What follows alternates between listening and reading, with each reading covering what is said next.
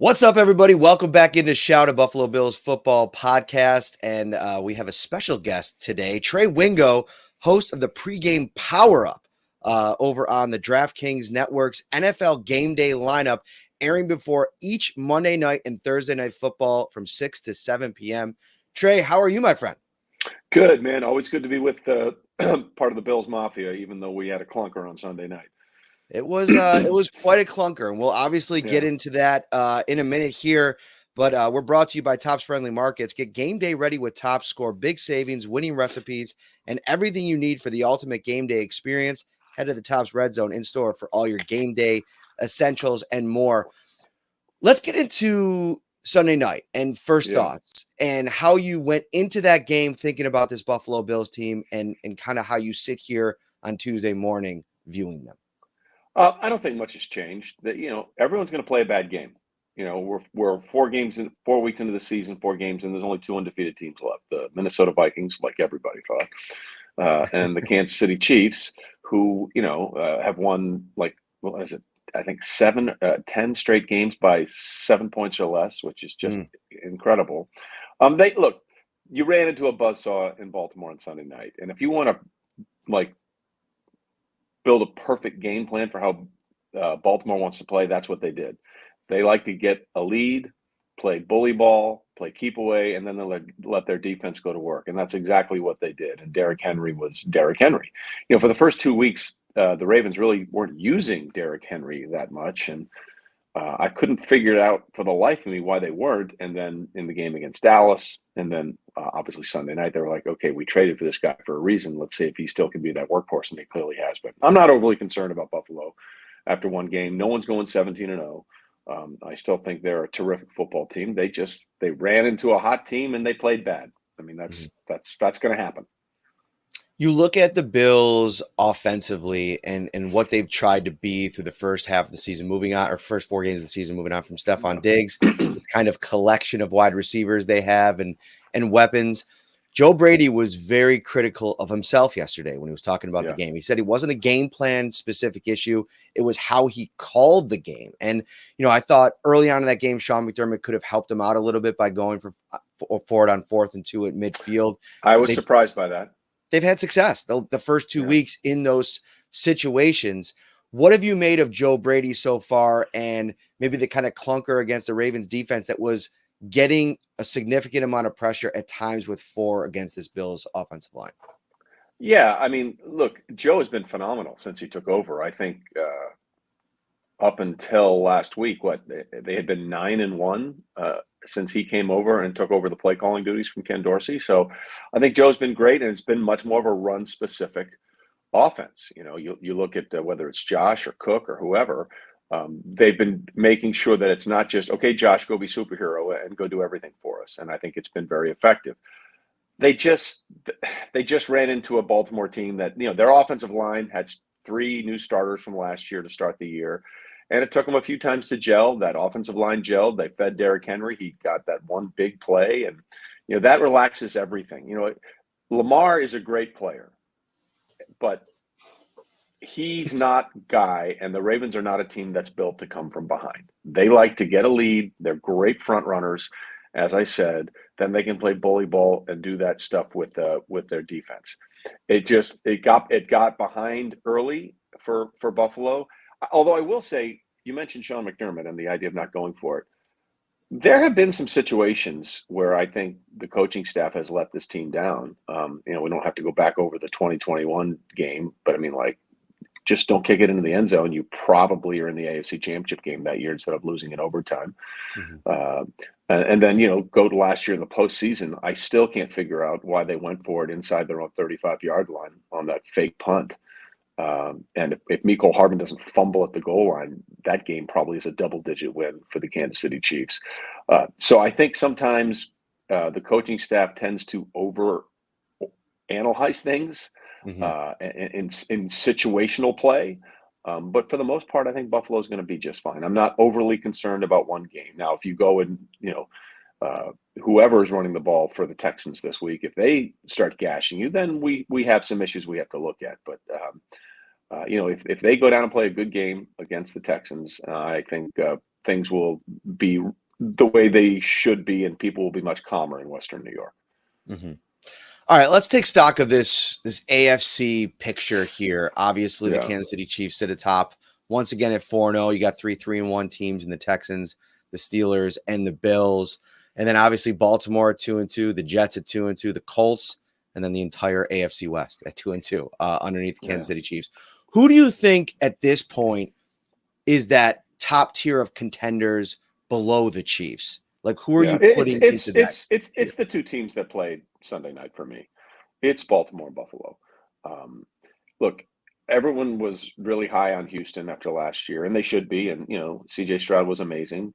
But let's give it time. Let's see how it goes. I wouldn't say they've been dominant so far this year.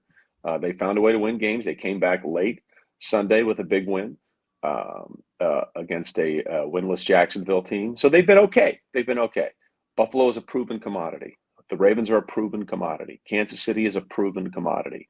I spent 6 years working in St. Louis before I got to ESPN, and Missouri's a show me state. So I'm not buying it on anybody until they show me that they can do it. And the Jets thing is really interesting. Like, Miami's done. Who knows when Tua's coming back? They don't have a quarterback. They can't stop anybody. They can't function. Tyreek Hill has not caught a touchdown pass as a Dolphin from any quarterback not named Tua Tagovailoa. I mean, he just has disappeared from the offense. The Jets thing is really interesting because I think everyone was so high on the Jets, including the Jets, to start the season. I took a very cautious approach, and I said, let's see. Well, here we are. They got thumped by San Francisco to start the season. Then they narrowly beat a still, up until last night, a winless Titans team. And then they take care of an inept Patriots offense, which can't score anybody. And then they let a Bo Nix-led Broncos team come into the MetLife Stadium and beat them 10-9. And granted, it wasn't an impressive performance. Bo had -7 yards passing at the half.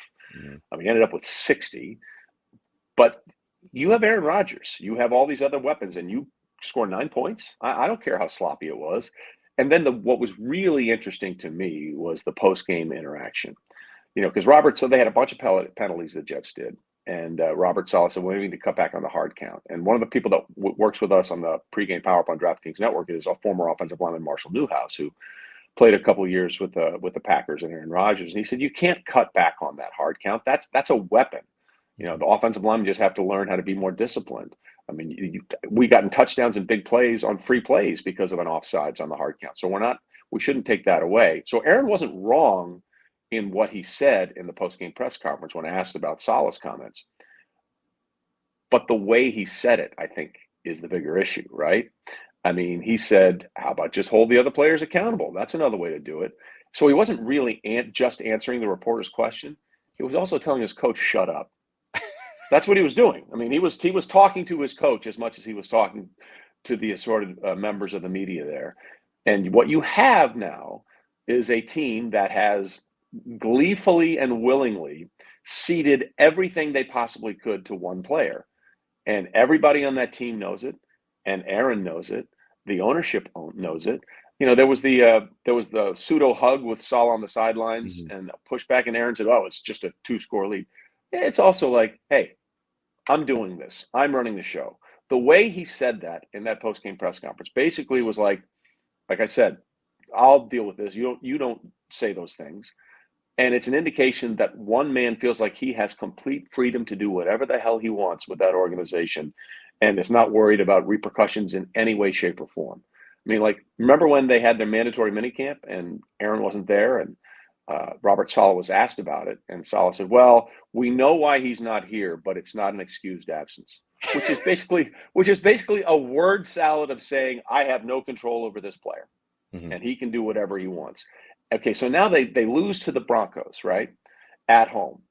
They go on the road to London now to play one of the two unbeaten teams in the league, in the Minnesota Vikings. And then after that, they have you guys. Yeah. If they lose those two games, it's going to get ugly pretty damn quick for the Jets. And I've not seen anything. And first of all, I think your synopsis there from a national perspective is about as clean and clear as I've heard, because everybody wants the Jets to be good, right? So I feel like people kind of push the Do narrative a we? little bit. What's Do that? I think the national. I think some of the people in New York and the league would like to see the Jets do Yes, well. yes. But I I think mean, it's like, good for talk like yeah, TV and radio, like sure, if they're sure, relevant and they're good and yeah, Aaron Rodgers. And I watched that Hard Knocks last year and I saw it a was guy in unbelievable. Robert Saleh who Yeah, was incapable of running an organization. yeah. And to then add Aaron Rodgers to that mix, what did you not learn about him early in the process when he was in your building that would give you the indication that he can handle something like Yeah. this? It's been an absolute train wreck every step of the way. Well, you're right, and that Hard Knocks might as well have just been, the Hard Knock the New York Jets. It would have been Hard Knocks the Aaron Rodgers show with special appearances by other members of the Jets. Like Yeah. that would have been a more appropriate title. The Saleh thing is interesting because I do believe he's a good coach, and I do Mhm. believe that if inevitably this goes sour, he'll be fired. He'll find another job. But the organization, I think, has as much to blame here because they've ceded all this power to Aaron. They told him pick your players last year before he came there, before the Achilles injury, and you know, like for example, last year they thought the Jets as an organization, well, if Zach Wilson is breathing the same room air in the quarterback meetings as Aaron Rodgers, he'll magically be better because Aaron Rodgers is here. And go look at Zach Wilson's numbers last year and compare them to 2021 and 2022. They're the same. It's like that meme from The Office. It's the same picture. Mhm. Nothing changed. The idea that they thought magically he would be better because Aaron Rodgers was around him, that was ridiculous. So I think there's organizational issues with the Jets. That offensive line, which was supposed to be revamped and rebuilt, is still not very good. And Aaron has had one good game. He's had one good game against the Patriots, a very inept football team, as you guys know. And he still has not looked like the Green Bay Packers, Aaron Rodgers. He kind of looks like a 40-year-old quarterback trying to come back from an Achilles injury. And he's had some moments, but not enough. Not enough to give him free reign to do whatever the hell he wants. That's for sure. I put out your appearance on Shout. We have an insider subtext text line, and we got a couple of questions. I want to get to those. Sure. You can join subtext right now, 716-528-6727. Text line is brought to you by Carrie C. Beyer, attorney with the law offices of Francis M. Litro, located at 237 Main Street in Buffalo, New York. If you or someone you know is seriously injured, give them a call, 716-852-1234, or check out litrolaw.com. All right, the first one here comes from RJ. If the Bills go 0-3 over this road trip, which started with the Ravens, Houston, then the New York Jets, is it time to hit the panic button, or do you feel like there's still plenty of time left in the season? Look, it's a long season. The Bills seem to do this every year, right? They get off to this great start. Like a couple years ago, I was up there for the Monday night game against the Titans, and what was it? Was it 48-17 or something? It was a ridiculous. It was hammer time. So the Bills always get out of the gate great, and then they go through a little lull in the middle of the season almost every year, and then they rebound and find themselves in a decent position, towards the end of the season. So yeah, like let's say they go from 3-0 to 3-3, it's less than ideal, and these are teams that you're going to have to beat, presumably in the postseason. But I wouldn't panic. I mean, you know, it's a long season, and like we saw with Kansas City right now. They reloaded this offseason. Well, they don't have Hollywood Brown. They don't have Isaiah Pacheco. There's still not a lot of clarity about the Rashee Rice thing, which might be good news for Kansas City because if you can't find the tear right away on the ACL, that's usually a positive sign. So it might not be as bad as they fear, but they're banged up for sure, and they're not firing on all cylinders. Yet they've just found ways to win games. So I would not panic if you go 3 straight losses here, but I also don't think you're going to go 3 straight losses. Mm-hmm. I kind of think that it's the Jets game that is, I don't want to say it's must win at this point, but obviously you want to win a division game. But I also think that's a team that you've struggled against the last couple of years, especially on the road in New York against that defense. Yeah, I mean, yes. If you had to win one of these 3 games, I would say the Jets game would be the one. And again, if it is a situation where the Jets go overseas, come back and lose to the Minnesota Vikings, believe me, the knives are going to be out in New York, and there's going to be a lot of added stuff. For all the things that Aaron did very well in Green Bay, it was Green Bay. Mhm. I mean, like that's the most. And I want to be clear because I have some good friends of mine that work and cover the Packers, but it might be the most media friendly situation for anybody in the NFL, and the way the team is sort of dealt with by the people that cover it. That is not the case in New York. I mean, it's really Super Bowl or nothing for this Aaron Rodgers trade, or it won't be worth it. So if they drop another one and then they go to that game with Buffalo and there's all kinds of talk and situation, how do you handle that? Because that's something that Aaron never had to deal with in any time during his tenure with the Green Bay Packers. Mhm. Tyler Bass has been somebody that Bills fans are just uncomfortable with at this point. He's missed 3 kicks this year, missed the 48-yarder.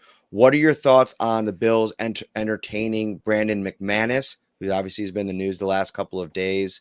It's been recently stated that he will not face any league discipline and did nothing wrong. This is from Alex. What are your thoughts on that? And making a kicker change, or at least bringing somebody in to push Bass a little bit? I have no problem with that whatsoever. It's funny. You go back to that game against the Chiefs, and the first couple of kicks he made in that game, they were tailing right, Mm-hmm. in that playoff loss. And then when they lined up for the kick to tie it, I was like, this doesn't look good, and it just did it again. And kicking is the hardest thing in the NFL because you're expected to be perfect. And if you miss a couple of kicks, people are like, Jesus, you're just sitting there on the sidelines. All you have to do is go in there and kick. Well, it's not that easy. It's a pressure-packed environment. Like, a quarterback's going to miss throws, a receiver's going to make drops, a runner's going to hit the wrong hole. But for the kickers, there is no leeway and no excuse. But however, that being said, it's been a banner year for kickers. Like, we've seen, outside of Justin Tucker, which is really weird, he's sort of lost the sauce from 50 and out. Every kicker is bang. Younghoe Koo hit a 58-yarder to win it for the Falcons against the Saints on Sunday, and Butker's been amazing, even though he came up short on a 65-yarder. The kid Brandon Aubrey has been amazing for the Cowboys, even though he missed a 51-yarder on that Monday night game. I would absolutely bring in McManus. He's a veteran who has proven himself in the most crucial situations in his tenure with the Denver Broncos. So yeah, I would absolutely consider bringing him in. From Mike Taylor, referencing your time in St. Louis, based on the attendance for the XFL's Battlehawks, do you think that St. Louis and the NFL would ever work again for an expansion team, or did the St. Louis market burn after the Rams debacle? Well, listen, I think that St. Louis was very supportive of a really bad team. Like, the greatest show on turf, I get it. But after that, they were terrible. And the city of St. Louis came up with a plan for a stadium to keep the Rams in St. Louis. But Stan Kroenke had no interest in staying in St. Louis. And quite frankly, I think the NFL wanted the team back in Los Angeles. So I don't think St. Louis failed the NFL. I think Stan Kroenke and the NFL failed St. Louis. I absolutely would support putting a team back there. But, that's going to be interesting because Roger has other ideas. Obviously, the commissioner has said on more than one occasion he wants a team in London as soon as possible. And, the Jacksonville Jaguars play, 2 games over there overseas every year. So I would love to see St. Louis get another team. I don't know if that's what the NFL is thinking, though.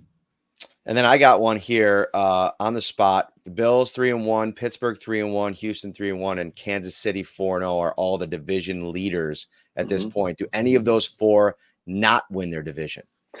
I think the Steelers might be the one that I have the most concern about. They went 3-0 through the first 3 weeks and scored 3 touchdowns. And then they did score 3 touchdowns and came up short against Indianapolis. That's just a really good division. I think the Ravens are going to be there in the AFC North when it's all said and done.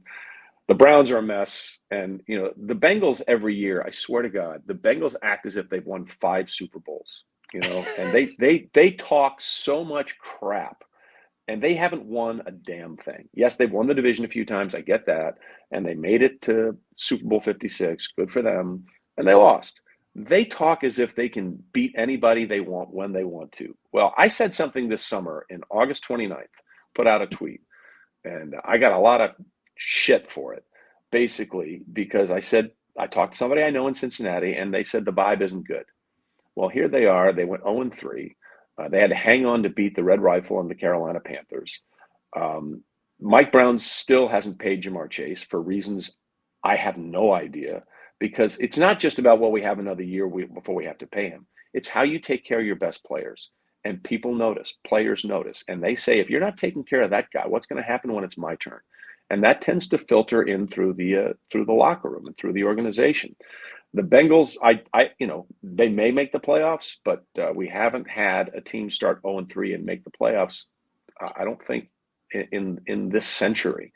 So, they've started 0-2 for the last 5 years, and this is the third straight year they started at least 0-2. And they didn't make the playoffs last year, obviously, because of the Joe Burrow injury. But the Bengals think they're much better than they really are based on their results. And it's time for them to just shut up and play and dig themselves out of a hole.